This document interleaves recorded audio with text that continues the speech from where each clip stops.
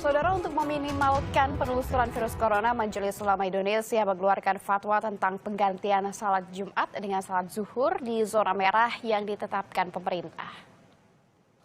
Majelis Ulama Indonesia menerbitkan fatwa nomor 14 tahun 2020.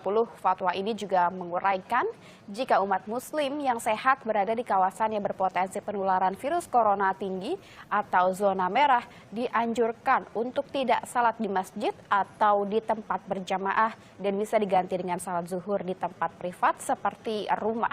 Sedangkan di tempat yang potensi penularan corona rendah atau zona kuning dan hijau, masyarakat bisa tetap salat Jumat seperti biasa. Untuk otoritas zona merah, kuning, dan hijau terkait penyebaran virus corona berada pada otoritas pemerintah.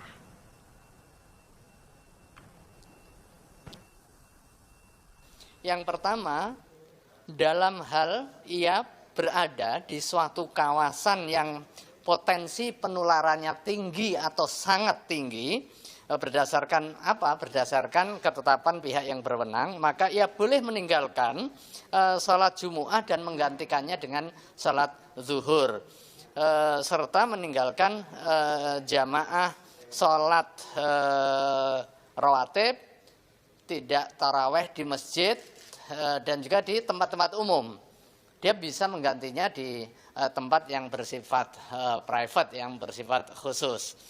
Kemudian dalam hal ia berada di satu kawasan yang potensi penularannya rendah, berdasarkan ketetapan pihak berwenang, maka ia tetap wajib melaksanakan kewajiban ibadah sebagaimana biasa.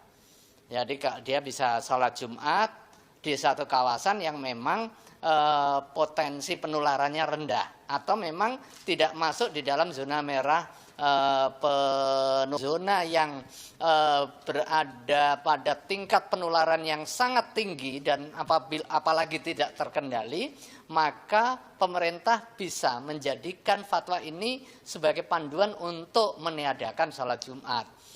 Sementara pemerintah daerah bisa juga melihat, oh daerahnya hijau ini potensi penyebarannya sangat rendah, potensi paparannya sangat rendah, maka fatwa soal pengadaan atau penyelenggaraan salat Jumat bisa dijadikan sebagai pegangan.